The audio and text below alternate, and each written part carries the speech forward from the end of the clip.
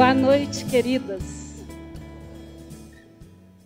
Gente, eu assim, depois que a Eleni acabou de falar, eu resolvi fazer uma proposta. A gente já pode ir embora. Foi bom demais. Eu estou assim, coração cheio. Eleni. Foi benção, né, gente? Mas aí a Ana não vai deixar eu ir embora, né? Sem falar, Ana. Então tá bom. Gente, é muito tenso ficar aqui na frente de vocês, viu? Só Jesus na causa, misericórdia. Mas a Ana, foi no ano passado, né, Ana? Que você me convidou. Tem mais ou menos 6 meses que eu não durmo direito, mas tudo bem. Eu queria falar uma coisinha. Para quem quiser, se você gosta de anotar algumas coisas, já fica com o bloquinho e a caneta na mão, que eu tenho a impressão que você vai querer anotar algumas coisinhas aí que a gente vai compartilhar, tá certo? E outra coisa que eu queria, deixa eu ficar aqui na frente da luz para eu poder enxergar vocês. Há mulheres que estão aqui no encontro que não são da igreja presbiteriana? Se tiver, levanta a mão para eu ver. Olha que legal. Tem uma turminha aqui, tem ali também. Que joia. Eu tenho a impressão que depois desse encontro elas vão querer tudo para a igreja presbiteriana, não vão, gente? Oh, glória a Deus. A Igreja Presbiteriana do Brasil tem 4 órgãos missionários. Acredito que a maioria de vocês deve saber. E para aquelas que não sabem ou não se lembram, a gente vai, então, fazer uma recapitulaçãozinha. Nós temos, então, a APECOM, Agência Presbiteriana de Evangelização e Comunicação, que está representada aqui pelo reverendo Ricardo Mota. Temos a Junta de Missões Nacionais, acabamos de orar. Temos o PMC, certo? Plano Missionário Cooperativo, e a APMT. Agora pergunto eu para vocês. Vocês sabem o que significa a sigla APMT?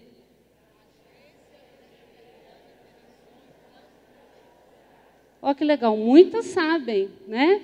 Olha que bênção. Vamos tentar agora falar juntas, e aquela que ainda não sabia direito... Olha, porque quando às vezes o Agripino vai na igreja, gente, o pastor, que é presbiteriano, vira e fala assim, eu queria chamar o irmão Agripino da PTM.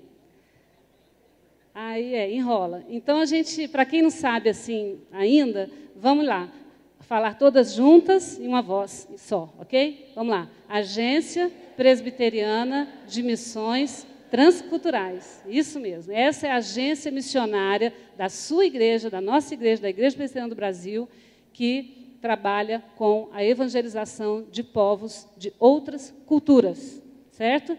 Dentro ou fora do Brasil. A PMT completou em janeiro 15 anos, viu, Ana? 15 anos. E a gente fez um levantamento recente do nosso hall de missionários. Estamos aí com 200 missionários servindo a Deus em 40 países. Glória a Deus. E diante dessa tarefa tão grande, a gente treme, a gente fica com total temor de Deus e só podemos fazer o trabalho na dependência dele, né? Temos uma equipezinha da PMT aqui, pequena, no congresso. Cadê a Anice? Eunice Ferreira, onde você está? Ali, lá no cantinho, gente. Muitas de vocês, acredito, já devem ter falado com a Anice no telefone ou mandado e-mail para ela. Ela está lá no cantinho. A Anice é a nossa grande amiga, né, colaboradora, missionária desde sempre, está ali na PMT conosco.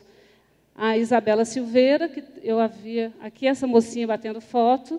Temos a Fernanda de Jesus, está lá no cantinho também. E o Marcos Agripino, meu dileto marido, que é amigo da SAF há tanto tempo. Agora que eu estou ficando amigo da SAF, gente. Graças a Deus. Ele está ali. Então, tá. Antes de eu começar a tratar do assunto que a gente vai tratar, eu queria dizer uma coisa para vocês. Antes de ir embora, se for possível, hoje à noite, depois que encerrar, ou amanhã, dá uma chegadinha no estande da PMT. Muitas já devem ter ganho a revista Alcance aqui, né? Quem já ganhou a revista Alcance? Ixi, tem muita... E vocês todos que não... Quem não ganhou? Jesus amado. Gente, a gente tem lá um monte de revista para vocês, de brinde, não tem que pagar nada. Vai lá, pega com a Anice, com a Fernanda e com a Isabela, e com o meu marido e comigo, um exemplar para você levar para a sua SAF, tá certo? E temos aqui outras coisinhas. Um pequeno livreto, Missões em Ação, que você pode pegar lá também gratuitamente para levar para a sua SAF. Ele está dando para você mais ou menos o beabá de como montar um conselho missionário na sua igreja, como fazer programação de missões, dando algumas ideias para você. Você pode buscar o seu, levar para a sua SAF, tá certo? A revista que eu falei é essa daqui, ó. E outra coisa muito legal, um quadro de missionários, ó, que grandão.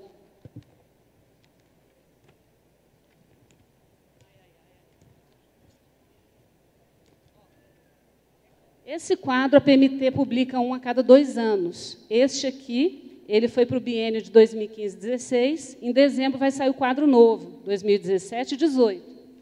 O que as SAFs têm feito? E é muito legal. Elas levam um para a igreja para pregar, colar no mural, né? E o outro, elas pedem sempre mais um, né, Nice? A Nice fica lá economizando, né? Não, está acabando. Mas as SAFs geralmente pegam um segundo quadro desse, recortam o quadradinho onde tem a foto do missionário, o nome, o campo onde ele atua, e faz uns cartõezinhos e distribui para toda a igreja orar. É uma ideia muito legal. Então, peguem os quadros lá no estande, que eu acho que só tem um restinho, quem ainda não tem. Tá certo? Tá bom, né, gente? Então, vamos lá. Missões do jeito que Deus quer. A gente tem trabalhado nesses últimos 15 anos junto à APMT e nos quase 10 anos anteriores em uma outra organização missionária, e sempre buscamos trazer para a igreja, seja a igreja local, seja a igreja representada como hoje aqui por vocês, como que anda a situação do evangelho no mundo, né? Aí a Ana teve acesso ao meu livro, acho que foi na comissão executiva do ano passado, lá em São Paulo, né, Ana? Aí ela vai e inventa de me convidar para vir para cá. Gente, eu adoro escrever, adoro dar aula, mas para falar assim, Ana, não é fácil, né? Mas a gente veio. Então, eu queria trazer para vocês... Sinta-se dando aula, só isso. Então, eu vou ficar olhando só para vocês aqui, as de rosinha. Faz de conta que é a minha sala de aula lá do CFM, lá em São Paulo. Então, tá. Nós vamos trazer essas informações, porque sempre quando eu falo isso nas igrejas, os irmãos falam assim, por que nunca a gente ficou sabendo disso? Por que ninguém fala isso? Então, a gente vai tentar compartilhar um pouquinho com vocês. Gente, fica de olho no tempo aí para mim, viu, Ana? Eu estou marcando o cronômetro aqui, mas eu não quero passar de jeito nenhum. Eu vou pedir para vocês, Miraci, Ana, fiquem de olho no tempo. Quando estiver faltando, tipo, 10 minutinhos, vocês, Mônica, acabou o tempo, tá? Marquei aqui. Vejam bem, eu tenho aquele negocinho que eu tenho que apertar, né? Oh, meu Deus. Vamos lá. A gente aprende. Cadê? É o do meio? O de baixo? Tá bom, vamos lá. É o contrário? Ai, gente, estou falando. Meu marido é ótimo com essas coisas eletrônicas, eu não. Olha só, eu trouxe essas informações aqui, todas elas têm a fonte citada, tá bom? Não foi inventado, não foi tirado da internet, não é chutômetro, são dados oficiais. Começando com a população do mundo hoje, certo? O último dado oficial levantado, que foi de 2014, dizia que a população do mundo hoje é 7 bilhões 174 milhões de pessoas. Hoje já se diz em 7 bilhões e 200 milhões de pessoas, certo? População do Brasil, segundo o censo do IBGE, em 2010, 190 milhões de pessoas, já está se falando em 202 milhões de pessoas, certo? Porque o censo é feito a cada 10 anos, então a gente não tem como fazer uma medição correta entre os intervalos, mas hoje os especialistas da área, né, da demografia já dizem que já ultrapassamos os 202 milhões de brasileiros. A IPB, né? Eu procurei o dado oficial no site da IPB e não encontrei. O dado que eu tive de 2011 da Secretaria Executiva apontava que somos em torno de 1 milhão de presbiterianos. Tá certo? Se alguém tiver um dado mais atual, eu não quero, de maneira alguma, trazer uma informação equivocada, mas é em torno de 1 milhão de pessoas, contando com os membros, com as crianças também. E a SAF, acima de 56 mil sócios, não é isso, Ana?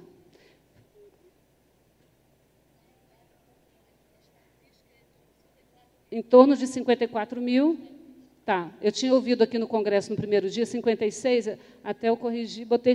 Mas é em torno disso aí, acima de 54 mil, como a Ana está dizendo. Tudo bem. Os 10 países mais populosos do mundo, vocês podem ver, começando ali com a China, 1 bilhão e 355 milhões de pessoas, seguido pela Índia com 1 bilhão e 236. O Brasil está em quinto lugar, né? E aí é só para vocês terem noção dos 10 países mais populosos do planeta, tá? São aqueles ali. Agora a gente vai tratar de uma questão de como anda a divulgação do Evangelho hoje nesse mundo que a gente viu. Qual que é a população do mundo? 7 bilhões e quase 200 milhões de pessoas, certo? Nesse universo de 7 bilhões e 200 milhões de pessoas, quase, nós temos 16.761 povos. São 16.761 povos nesse universo de 7 bilhões de pessoas. Aí o que acontece? Os missiólogos, né, através de pesquisa, fizeram seus levantamentos e nós chegamos a algumas conclusões. E eles chegaram a algumas conclusões. Povos não alcançados pelo Evangelho. Daqueles 16.761, menos de 2% deles são cristãos. Certo? O total de povos totalmente não alcançados é de 7.050. Então, olha só, dos 16.760 povos que há na Terra, 7.050 são totalmente não alcançados. Quando a gente fala em povo não alcançado, quer dizer que é aquela pessoa que nunca ouviu o Evangelho nem uma vez. Não sabe quem é Jesus? Se você perguntar, você conhece Jesus? Ele vai falar, é alguém aqui da minha rua, mora aqui na minha aldeia, enfim, ele não tem noção alguma de Bíblia, de Trindade, Deus, Pai, Filho e Espírito Santo, de nada, certo? São 7.050 povos. Se somar a população, quantas pessoas há nesses 7.000 povos aí, a gente vai encontrar 2 bilhões 880 milhões de pessoas. Então, são daqueles 7 bilhões de pessoas que há na Terra, 2 bilhões e 888 milhões não sabem nada. Nada, é tipo assim, João 3,16, Bíblia? Que isso? Nenhuma noção, tá certo? O percentual desse grupo de não alcançados em relação à população do mundo é quanto? 42%. Né? Então, nós temos aí um universo de quase 3 bilhões de pessoas carentes, necessitando de ouvir o Evangelho do Senhor Jesus. Vamos ver agora, vamos falar dos cristãos. Os cristãos no mundo hoje, vocês estão vendo ali, 2,2 bilhões de pessoas, certo? Quando eu falo cristão, a gente está contando com todos os grupos de cristãos que há, certo? Católicos, romanos e ortodoxos, os evangélicos, olha lá, maronitas, coptas, anglicanos, luteranos, todos os grupos de cristãos no mundo vão somar aquele total de 2,2 bilhões de pessoas, e esses cristãos aí estão presentes, daqueles 16.761 povos, eles estão presentes em 6.876 povos, certo? Só a presença cristã, olhando para o mundo inteiro, em 6.876 povos. Isso aí representa 28,6% da população do planeta. Tá bom? Essa parte chata de número já vai passar, tá, gente? Mas eu acho que é legal a gente ter um pouquinho de noção dessas coisas aí. Vai lá. Agora, se a gente olhar só para os cristãos evangélicos, como eu e você, certo? O total é de 550 milhões de pessoas, certo? Olha que interessante. No ano de 1500, eles eram 3 milhões de pessoas. E eles cresceram de lá para cá, para 550 milhões de pessoas. E olha que dado legal, 54% desses 550 milhões de evangélicos são não brancos. O que isso significa? O cristianismo ele era entendido como uma religião de brancos. Só que hoje o cristianismo está em toda a Ásia e em toda a África. Então, não é uma religião mais exclusiva dos brancos. Correto? Olha que ali é uma notícia triste. Há 900 igrejas para cada povo não alcançado na Terra. Espera aí, como que é isso? Qual é o número de povos não alcançados que a gente falou no começo? Quem lembra? 7.050, tá certo?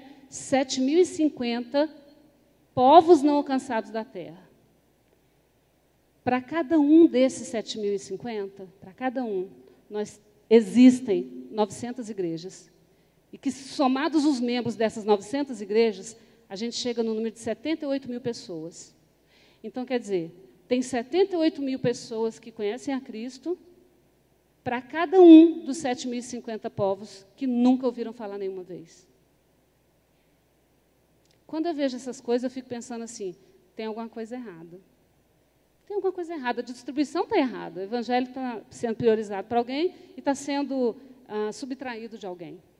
Né? Quais são as razões? Por que isso está acontecendo? Olha, 78 mil cristãos para cada um povo não alcançado da terra. Agora vamos falar de recursos financeiros. Se a gente somar a renda de todos os cristãos do mundo, a gente vai chegar naquele valor ali, olha, 42 trilhões de dólares. A renda anual dele. Não me pergunta o que é 42 trilhões de dólares, porque eu não tenho a menor ideia do que seja isso, né? Mas é aquilo lá. Agora, se a gente olhar, quando fala ali de cristãos, é de todos os grupos. Se a gente olhar só para os evangélicos, a renda anual deles é de 7 trilhões de dólares, ok? Guarda esses valores aí, porque a gente vai ver umas coisas interessantes agora. Como é que são as doações dos cristãos, de todo mundo, para causas cristãs e para missões? Vamos ver. Doações a quaisquer causas cristãs, elas somam 700 bilhões de dólares, ou seja, 1,7% da renda de todos os cristãos. Quanto que é a mesma renda anual deles? 42 trilhões de dólares. Então, se somar a renda de todos eles anualmente, chega nesse valor, 42 trilhões de dólares. Quanto é que eles dão para causas cristãs por ano? 700 bilhões. Só que lá era 42 trilhões. Isso aqui, esses 700 bilhões que eles dão, representa 1,7% da renda deles, da nossa renda. 1,7% da nossa renda é contabilizado, compartilhado com todas as causas cristãs, que pode ser um monte de coisa. Isso é engraçado. Olha só, o que é uma causa cristã para você? Vamos lá. Creche, um orfanato, certo? Uma escola, um trabalho social que é feito lá no sertão, por exemplo, como tem muitos trabalhos lá. Quaisquer causas cristãs. Não está se falando aqui especificamente de missões. Agora, olha só, esse valor, 700 bilhões de dólares, que são investidos anualmente em causas cristãs de uma maneira geral, é o mesmo valor que os norte-americanos gastam no Natal, só no Natal. E só o povo de um país, que é Estados Unidos da América do Norte. Com comida, com enfeitinho, com luzinha, com presente, com... enfim, ok? Agora, doações específicas para missões. A gente viu ali que são doações para causas cristãs em geral. O que é doado desse dinheiro só para missões? 45 bilhões, ou seja, 0,1, gente, não é 1% não, é 0,1% de toda a renda dos cristãos é investido em missões. Agora você me fala, Mateus 24,14 fala o quê? E será pregado esse evangelho do reino para testemunho de todas as nações. E então, o que é esse fim? Quando Jesus voltar, não é isso? E quando é que ele vai voltar? Quando for pregado esse evangelho do reino para testemunho de todas as... Agora, a gente quer que Jesus volte, né? A gente fala, Maranata, vem Senhor Jesus, a gente está aqui no nosso mundo, no nosso cantinho, no nosso ministério, na nossa família, pedindo para Jesus voltar para acabar com esse sofrimento que é viver nesse corpo mortal. Só que o que é investido em missões da renda é aquilo ali, 0,1%.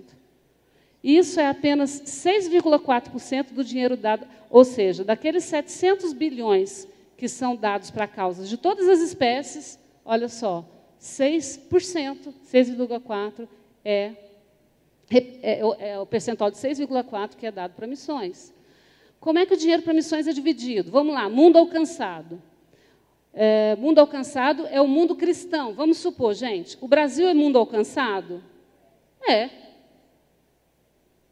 Qualquer cidade no Brasil que você vá, imagino eu, vai ter pelo menos uma igreja católica na pracinha central e uma Assembleia de Deus, no mínimo. Certo? Então, assim, o Brasil é um povo alcançado. Tá certo? E os países da América do Sul, praticamente todos também, já receberam testemunho cristão desde o século XVI, do comecinho do século XVI, tá certo? Então, é o mundo alcançado. Agora, olha que interessante. O dinheiro que vai para o mundo alcançado é 609 bilhões de dólares, o que significa 87% daquilo que é investido que a gente viu lá atrás. Aquele pouquinho que é investido em missões, que é 0, quanto? 0,1%. Desse 0,1, 87 vai para o mundo alcançado, onde as pessoas já sabem quem é Jesus, quem é Deus Pai, Deus Espírito Santo, etc. Sabe, tem Bíblia, sabe o que é, sabe, abre lá o Salmo 91 em casa, né? Deixa assim, aquela coisa toda. 87% do valor que vai investido vai para esse mundo alcançado. E quanto que vai para os povos não alcançados? 1%. Dinheiro que vai para os povos não alcançados, 450 milhões de dólares, representa 1%. Então, de todo o valor que é investido em missões hoje no mundo, 1% vai para os povos não alcançados, que são aqueles quantos? 7.050 povos, que totalizam quantas pessoas? 2 bilhões 880 milhões de pessoas, gente. A gente fica vendo esses números, a sensação que a gente tem, é tão distante isso, está tão longe, né? Eu estou aqui no Brasil, eu estou aqui, estou na minha região. Vamos lá. 450 milhões, que é o dinheiro que é investido anualmente em missões, é o mesmo valor que os norte-americanos, no ano de 2011, gastaram com roupa de Halloween para os seus bichinhos de estimação. Sem contar os filhinhos, as crianças, né? O que eles gastaram com roupinha de cachorrinho, de gatinho e sei lá o quê para poder ir no Halloween, foi esse valor aí, 450 milhões de dólares. Esse valor, esses 450 milhões, são apenas 0,001% daqueles 42 trilhões que todos os cristãos recebem anualmente, certo? O que isso quer dizer? Para cada 100 mil dólares que os cristãos ganham, eles doam $1 para missões. Então, Ana, vamos supor que a sua renda anual seja de 100 mil dólares, certo? Você dá $1 para missões. Algumas observações hipotéticas aí. Os cristãos evangélicos poderiam fornecer todos os recursos necessários para plantar uma igreja em cada um dos 7.050 povos não alcançados, se eles dessem somente 0,03 da sua renda. Gente, é muito pouco. A igreja tem cerca de 3.000 vezes mais recursos financeiros e 9.000 vezes mais recursos humanos necessários para terminar a grande comissão. A igreja, nós, imagina você, 54, 55 mil mulheres, né, da SAF. Eu estou falando de uma denominação aqui dentro do Brasil. Quantas não há, certo? Nós temos a mão de obra necessária para terminar a grande comissão. 9.000 vezes mais. Só que a gente não vai, a gente não obedece, a gente não se dispõe. Eu estava comentando com a Niraci ali, as coisas que a Eleni apresentou aqui. Detalhes, você pode preparar um chá no saguão do hotel para aquelas mães.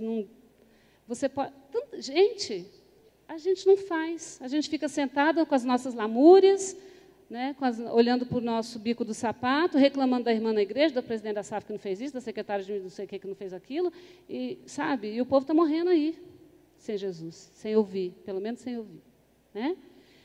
Se todos os evangélicos dessem 10% da sua renda para missões, fora o dízimo, claro, poderiam facilmente suportar 2 milhões de novos missionários. 2 milhões.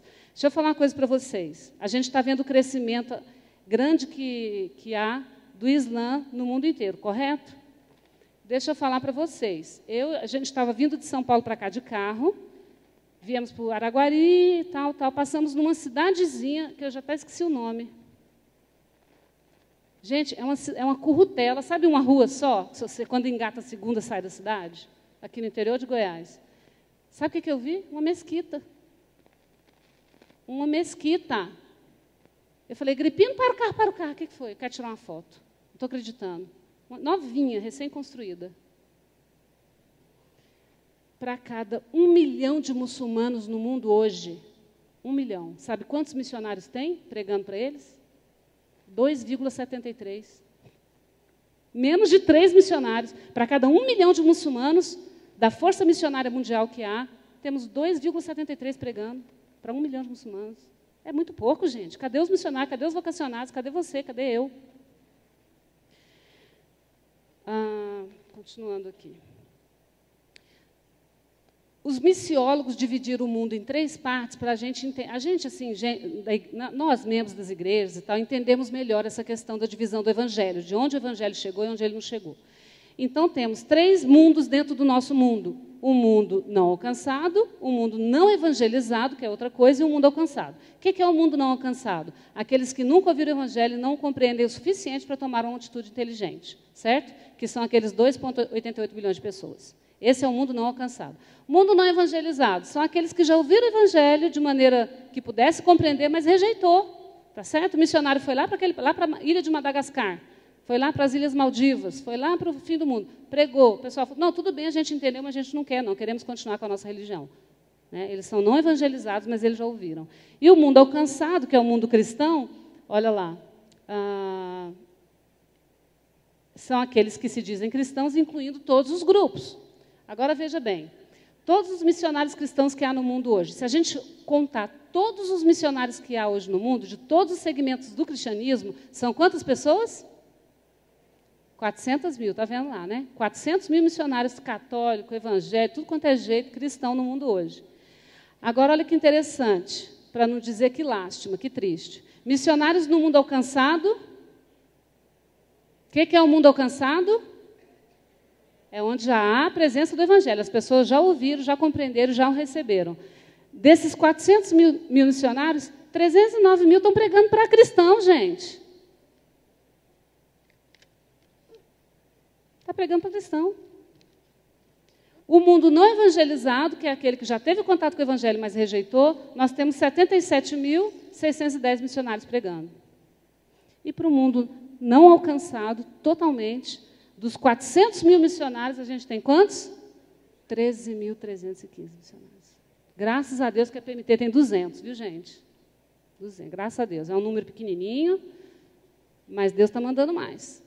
A gente tem o curso o curso preparatório dos nossos futuros missionários transculturais da IPB, certo? Temos um curso oficial da IPB, que é o CFM. Alguém que já ouviu falar do CFM, Centro de Formação Missiológica? Algumas poucas pessoas, né? A gente está completando 10 anos. É o curso da sua igreja. É o curso da Igreja Presbiteriana do Brasil. Se você quer ser um missionário transcultural em qualquer lugar, certo? A diretoria da PMT vai te entrevistar para te receber como candidato e vai falar, vai fazer o CFM.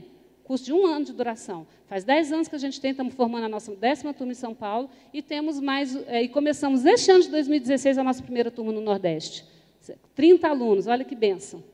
30 alunos do Seminário Presbiteriano de Recife nos cedeu a sala de aula, os módulos acontecem. Depois, quem quiser saber mais, vai lá no estande e a gente conversa. Mas olha só, dos 400 mil missionários, só 13.315 estão pregando para o mundo, para povos não alcançados, tá certo? Algumas outras observações. O número de missionários atuais para os povos não alcançados, em comparação com os 2 bilhões de cristãos do mundo, é de 0,0005%. É ínfimo. É ínfimo.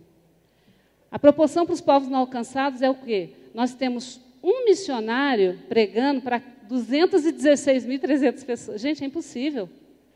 Como é que a igreja vai terminar a tarefa dela de levar o evangelho até o último povo da terra se a gente tem um pregando para 216.300? Acorda, igreja. SAFs, orem para que Deus levante na sua igreja vocacionados. Rapazes, moças, casais. Olha só. Eu ali no CFM, eu estou lidando no dia a dia com os candidatos, certo? A gente está, olha só, um casal concluiu o curso, se formou, ele era pastor em Brasília, muitos anos. A esposa, professora no Mackenzie de Brasília, deixaram tudo, deixou a igreja, ele era advogado, tinha escritório também. Deixou tudo, deixou o emprego secular, veio para São Paulo, fez o curso, agora está indo plantar uma igreja onde? No Panamá. Um casal com 2 criancinhas assim, lindos, os meninos. Né? Temos um outro pastor que foi pastor na mesma igreja por 12 anos. Ele falou, agora eu terminei meu trabalho aqui e eu vou para o campo missionário. Aí os membros, os crentes lá, como assim? Você vai deixar a gente? Não, eu tenho que obedecer a Deus. Ele está me chamando, tá certo? Esse pastor que ficou 12 anos na mesma igreja está indo para a Nova Zelândia. Temos várias moças também. Temos uma moça bióloga marinha. Está indo para a Ásia agora, solteira. Vai servir num país de severa perseguição religiosa. Nem vou citar o nome dela aqui, porque se tiver alguém gravando, ela corre risco de vida, então nem vou mencionar. Tá certo? Agora a gente vai entrar numa questão mais assim, operacional. Quem é a pessoa do missionário? Vai vendo lá. É alguém que Deus vocacionou e que se dispôs a obedecer. É alguém que, mesmo em face de muitas impossibilidades, não fica temeroso, mas enfrenta. É alguém passível dos mesmos problemas que qualquer um. Desânimo, depressão, doença, dificuldade financeira, dificuldade de relacionamento, dúvidas, temores, cansaço e estresse. Gente, o missionário é gente como eu e você, de carne e osso, não é mais santo do que você e nem menos. Tá certo? Tudo que você está sujeito no seu dia a dia, a pessoa do missionário também está. Certo? A diferença é que Deus o separou para servi-lo integralmente na obra missionária, seja ela urbana, nacional, rural ou transcultural, ok? Ele é alguém que almeja para a sua vida e da sua família o mesmo que qualquer pessoa. Segurança, estabilidade, necessidades básicas supridas, descanso, tranquilidade com as finanças, assistência médica, escola para os filhos, e etc, etc, etc, tá certo? Olha só, como é que o missionário é? Eu nem vou falar tudo isso não, tá, gente? Não se apavorem. Opa, vamos voltar. Agora não sei como é que eu vou. Aqui. Porque, assim, tem gente que recebe...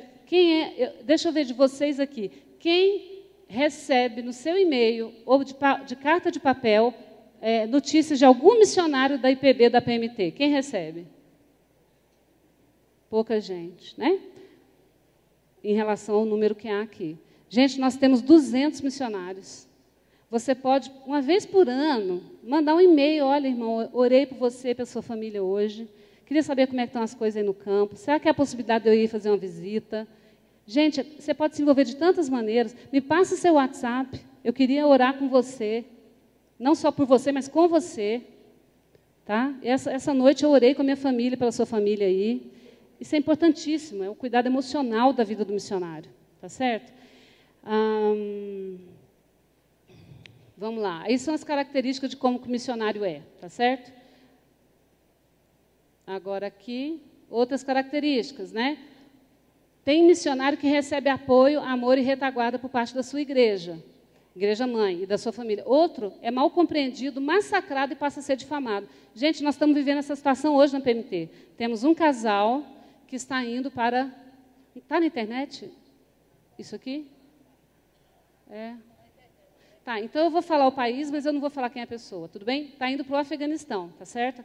O casal, o marido e a esposa, ele é cirurgião, uma pessoa que tem um consultório há muitos anos, num lugar muito bom, numa cidade muito grande, e há anos Deus tem inquietado o coração deles. Os últimos 3 anos eles têm ido ao Afeganistão por várias vezes, e o que acontece? A irmã desse missionário, ele é pastor, é cirurgião, e ele é missionário. E a irmã dele é juíza de direito de uma vara, sei lá na região sudeste, ok?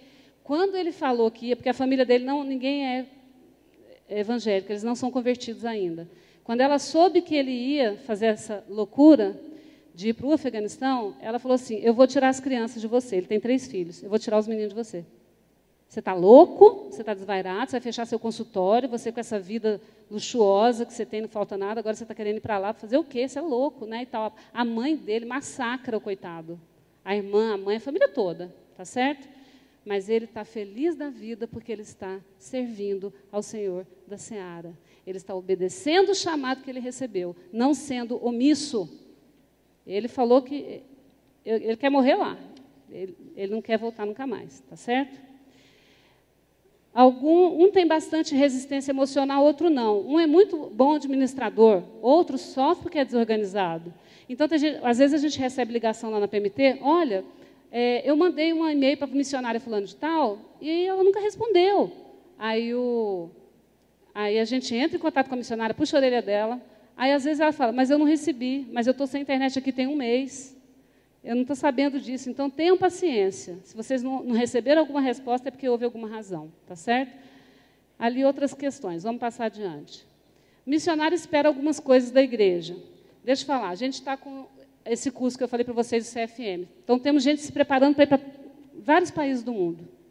Aí, o que acontece? A igreja, eles vão conversar nas igrejas, a igreja fala assim, que bênção o seu projeto, né? Você vai lá para o Panamá, você vai para a Nova Zelândia, você vai lá para Moçambique, você vai para Guiné-Bissau, você vai para tal lugar, tal lugar. Quando você chegar no campo, a gente manda uma oferta.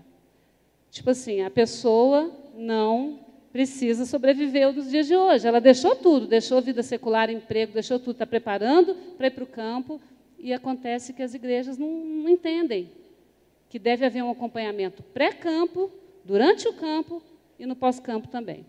Isso é importantíssimo. Ele espera ser enviado, acolhido, sustentado em oração, sustentado financeiramente, ser compreendido e pastoreado nas horas difíceis e ser amado. São coisas genuínas que todos nós necessitamos, inclusive os missionários. Agora, uma coisa interessante. Temos um missionário que ele veio para o Brasil, ele trabalha na África, e ele veio com os 2 filhos para cá, para passar o período de descanso, de reciclagem e visitar as igrejas para retornar. Quando já estava mais ou menos um mês que ele estava aqui, o menininho dele falou assim, papai, oi, meu filho, quando é que a gente vai voltar para casa? Meu filho, não, pai, não aguento mais ficar aqui, eu quero voltar para casa. Eles moravam numa aldeia, numa vila no interior da África, sem água potável, sem energia elétrica, sem água encanada, nada disso, uma casa super simples. E o menino querendo saber que dia que ele ia voltar para casa. Ele não estava afim de ficar indo em shopping. Não, ele queria estar lá, porque lá é o lugar mais lindo, mais feliz do mundo, que é o lugar que Deus quer que eles estejam. Missionário, gente, não é coitadinho, tá certo? Eles não são coitadinhos. Eles estão super felizes, porque eles estão no centro da vontade de Deus. Não fique com dó de missionário. Quando eu dou curso em várias organizações missionárias. A primeira coisa que eu falo quando eu chego é o seguinte, e deixa eu perguntar para vocês de novo. Temos pastores aqui? Algum pastor? Temos alguns, né? Mas a SAF sabem disso também. A igreja de vocês ajuda algum missionário? Nossa, que absurdo, vocês estão totalmente fora da Bíblia.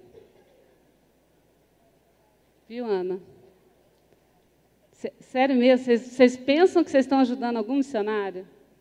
Meus irmãos, biblicamente não existe ajuda em missões. Não existe. O que o apóstolo Paulo fala para a gente lá no capítulo 4 de Filipenses? Quando Epafrodito chega com a oferta que a igreja de Filipe mandou para ele, o que ele fala? Nenhuma igreja se associou comigo no tocante a dar e receber, senão unicamente vós outros. O que acontece quando a sua igreja, o tesoureiro ou a tesoureira da SAF, vai no banco e faz um depósito ou faz uma transferência online, o que acontece ali é o seguinte, a sua igreja, Miraci, como que é o nome da sua igreja? Apucarana, a igreja de vocês é parceira de algum missionário? Fala o nome. Jonatas, quando a igreja presbiteriana de Apucarana deposita lá R$200 na conta do missionário todo mês, ela não está ajudando ele. Ela está realizando um projeto missionário naquele campo em parceria com aquele missionário. Biblicamente é isso que acontece. A sua igreja não ajuda ninguém. A sua igreja está realizando um projeto missionário naquele campo missionário, em parceria com aquele missionário. Ele entrou com a vida dele, com a disposição, com os talentos, e a sua igreja está participando com os recursos. É isso que acontece. Então, tem uma coisa que eu fico abusada. Quando eu recebo carta de missionário, ele fala assim, meus queridos mantenedores. Gente, mas me dá uma dor de estômago. Eu fico, sabe? Porque se a igreja é mantenedora, quer dizer que o missionário é mantido. E não existe passivo em missões. Os dois são ativos. Cada um fazendo a sua parte. Então, tem alguns conceitos que a gente internalizou e que a gente precisa deixar de lado, porque não existe ajuda em missões. O que existe é um grupo de várias igrejas com um missionário, 2 igrejas com um missionário, realizando um projeto missionário em parceria. Tá certo? Então, quando alguém perguntar, sua igreja ajuda algum missionário? Fala, não. Nós estamos realizando um trabalho missionário lá no Senegal, lá no Japão, com a missionária Elisa. Aonde mais? Lá na Espanha, com o reverendo Carlos Delpino, o reverendo Dirceu, o reverendo Everton, né? Através dessas ofertas que estamos enviando. Algumas coisas que ele esperava lá. Agora, outra coisa que eu queria falar para vocês. Tivemos algumas experiências excelentes esses 15 anos e algumas muito tristes, e eu quero compartilhar uma delas com vocês. Um missionário nosso que veio ao Brasil para ficar 3 meses, foi convidado por uma igreja para falar naquela igreja. O missionário com a sua esposa e os 2 filhos, um casalzinho. E ele, então, como ele estava na região sudeste, na cidade de São Paulo, ele foi atender o convite dessa igreja numa cidade do interior, ele foi de carro, tá certo? Se deslocou de lá até a cidade de carro. Ele foi na sexta-feira, depois do almoço, porque era uma conferência missionária, e a igreja queria que ele falasse na sexta-noite, sábado à noite, domingo de manhã à noite. Ótimo, combinaram tudo. O irmão, pastor, missionário, foi com a família para lá. Pregou sexta, sábado, domingo de manhã e domingo à noite. E em todas as programações, o pastor, quando ia à frente, ele avisava assim: meus irmãos, não esqueçam que no domingo à noite faremos a coleta da oferta missionária, igual a Ana anunciou aqui, né, que vai ser entregue uma oferta logo mais aqui. E aí, os irmãos, no domingo à noite, foram preparados para essa oferta, chegaram lá na hora certa, vieram ao gasofilácio e depositaram as suas ofertas. Certo? Ok. Terminou o culto. O pastor convidou o missionário para ir à porta, para receber os cumprimentos, etc., aquela coisa toda. Aí todo mundo foi embora, tal. Quando todo mundo saiu, o missionário já estava pronto para retornar para São Paulo de carro, mais ou menos umas 2 horas de viagem, ele, a esposa e os 2 filhos, porque as crianças tinham aula na segunda-feira. Esse missionário, ele... eu não posso falar, né, gente? Senão vai comprometer. Não vou dar detalhes, não. Mas ele estava passando um tempo em São Paulo para cuidar da saúde da sua esposa. Aí o pastor falou assim: olha, irmão, chamou ele no canto assim, falou: olha, irmão, deixa eu falar uma coisa com você. Nós recolhemos essa oferta aqui, mas a gente não vai entregar para o irmão, não, porque a gente quer mandar para um projeto da igreja lá em tal lugar, assim, assim. Tá? Inclusive, se o irmão quiser dar uma oferta, a gente recebe com alegria. Aí o missionário, uma pessoa docíssima, um gentleman. Ele abre, claro, pastor, ele pegou a carteira, tirou do bolso, abriu, pegou um dinheiro e entregou para o pastor para essa tal oferta. Porque as pessoas que ouviram a conferência estavam entendendo que aquele dinheiro ia ser para aquele projeto missionário, certo? Aí vai vendo o pior da história. Mas muito obrigado por você ter vindo aqui, Deus te abençoe, boa viagem. Esse pastor e essa igreja nem sequer perguntou para o missionário quanto é que ele gastou de pedágio, de gasolina, para chegar ali. Além de não ter dado uma oferta, que é uma indelicadeza terrível, ele também nem sequer custeou a ida do missionário até lá. Gente, como assim? Sabe? Isso eu falo, até no meu livro lá, eu falo, isso não é falta nem não é falta de ética cristã, é falta de ética. Porque lá no mundão lá fora, eu acho que não acontece coisa desse jeito. Meu marido ali, ó, ele recebeu uma ligação, o pastor, e aí, pastor Agripino, você está vindo mesmo para a nossa conferência, está confirmado, está tudo certo. E o Agripino conversando com ele, e geralmente quando recebem convite, seja o Agripino, pastor Roberto, pastor Sérgio, presbítero Azor, geralmente quando recebe convite, a igreja manda a passagem de avião, o e-ticket para o e-mail, alguma coisa assim, né? E essa igreja já era no próximo final de semana a conferência, e eles não tinham falado nada com o Agripino ainda. E aí, quando o pastor ligou, ele falou: finalmente vai me dar informação sobre a minha passagem. Aí o Agripino falou assim: está tudo certo, está tudo confirmado. Sim, claro. Ô, pastor Agripino, a PMT vai pagar a passagem? Aí ele: Não, é porque a PMT paga a passagem para você vir aqui, né? Eu falei assim: olha, irmão, a PMT é uma agência missionária que vive 100% de ofertas missionárias que são enviadas para os missionários e para os projetos dos campos. A gente não tem uma conta bancária lá de renda, de empresa, de nada, para poder... A igreja, né? É mesmo, irmão? Não, mas a PMT é rica. O que é isso? Paga só... Não, nós não temos essa... Né? Geralmente a igreja... A gente vai, aceita os convites, hospeda na casa dos irmãos, não tem problema, mas a igreja tem que... pastor, então tá. Então vamos fazer o seguinte, vamos deixar para uma outra oportunidade... Vamos deixar essa... Outra vez a gente entra em contato novamente. Nunca mais ligou. Né? Um pastor da igreja presbiteriana do Brasil. Então, a gente lida com essas situações e isso entristece o nosso coração. Se fosse um recém-convertido ali, né, da mocidade da igreja, que chegasse com uma postura assim, a gente ia até entender. Mas são líderes novos. Eu não estou falando que isso é... Tá, isso não é genérico, tá, não é geral. São exceções, mas que existem. E, para encerrar, eu vou falar com vocês de uma ligação telefônica muito triste que eu recebi. E até eu comento da tal do dilurimento, você lembra? Eu morei em Goiás 20 anos, quase. Né?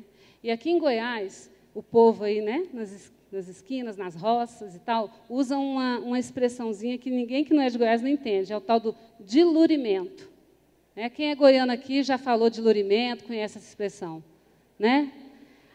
Dilurimento, gente, assim, não tem um sinônimo em português. O dilurimento é uma coisa que você sente assim, um aperto no coração, sabe, um aperto no peito, uma agonia, sabe, um trem assim esquisito, sabe, que você sente ali aquele trem te agoniando e você não consegue. Então esse é o dilurimento. E o que aconteceu comigo? A Agripina estava viajando, as minhas filhas estavam para o acampamento. Aí recebo uma ligação. Era lá de um país, lá na Ásia, do outro lado do mundo, e era um missionário nosso.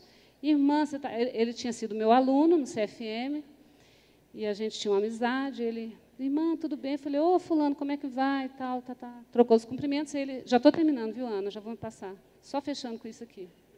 Ele vira e fala assim, irmã Mônica, você lembra de quando eu vim? Ele tinha chegado ao campo, fazia 4 meses, acho que 4, se eu não estou enganada. Se eu estiver errada, no livro está certo lá. 4 meses que ele tinha chegado lá nesse campo, do outro lado do mundo. Tá? Para chegar lá, mais de 30 horas de viagem de avião. E ele foi para lá com o seguinte sustento. Uma igreja ia entregar R$500 por mês, outra igreja, R$500 por mês, e a outra igreja, que é a igreja que ele era pastor auxiliar, ia entregar R$3.000 para ele, que seriam as cônguras pastorais até, por ele ser auxiliar, né? Mas que ele estava sendo redefinido como sustento missionário. Então, ele tinha quanto por mês de sustento? R$4.000, certo? Aí, chegou o dia do dinheiro entrar na conta, que era um dia certo todo mês, o dinheiro não entrou. Ai, gente, eu me enganei. Foi o primeiro mês, quando ele venceu o primeiro mês dele lá no campo, tá certo? Desculpa, não é 3 meses, 1 mês, 30 dias. O dinheiro não entrou. Passou 2 dias, não entrou. Passou 1 semana, o dinheiro não entrou. Quando deu 10 dias, e era uma maior oferta, porque era quanto? R$3.000. Ele tinha recebido os 500 da igreja A, 500 da igreja B, e a igreja C, que era R$3.000, não entrou nada. E ele é um cara extremamente tímido, esse missionário, né? Mas ele se viu na obrigação de ter que ligar, porque ele mandou alguns e-mails para a liderança da igreja, e eles não responderam. Então, ele ligou. E quando ele ligou, o pastor atendeu, ele falou assim, oi, pastor, aqui é o fulano de tal, ligando lá de onde? Da Ásia, lá de um país lonjão. Ah, como é que vai, irmão? Tudo bem. Esse pastor é o titular da igreja, são colegas pastores da mesma igreja. Vai, ele enrolando ali, sabe aquela ligação que você faz, né? Você vai enrolando, que você está com vergonha de falar no assunto? Até que ele bem assim, educado, ele falou assim, então, pastor, eu não sei se houve algum problema, alguma comunicação com o tesoureiro, alguma coisa, porque hoje já é dia tal, né, e a oferta não entrou ainda. Aí o irmão, pastor, eu preciso te falar uma coisa. É o seguinte, nós tivemos uma reunião do conselho, logo depois que você foi embora, e um dos nossos presbíteros levantou algumas questões, que nós temos que fazer isso e isso aqui na igreja, que nós não vamos poder mandar oferta para você, não. Ele, hã?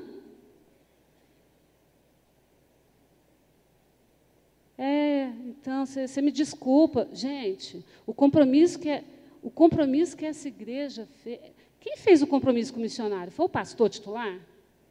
Foi o presbítero ou o conselho? Claro que nós temos a representatividade do conselho. Aquela igreja local fez esse compromisso, tá certo? Que, em primeiro lugar, é um compromisso feito com... A Bíblia fala que a nossa palavra deve ser sim, sim. O missionário está do outro lado do mundo com a esposa, dependendo daquilo ali para pagar o aluguel dele, para comprar o mercado dele, para tudo.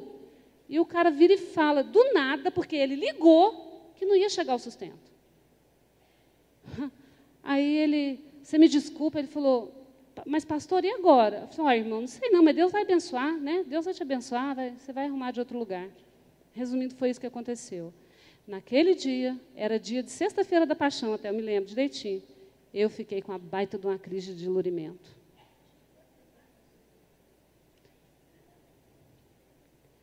Então, gente, a minha oração, nessa noite aqui, na frente de vocês, não deixem nunca a igreja de vocês fazerem essas coisas. Não abandonem seus missionários. Não os deixem lá, o Deus dará.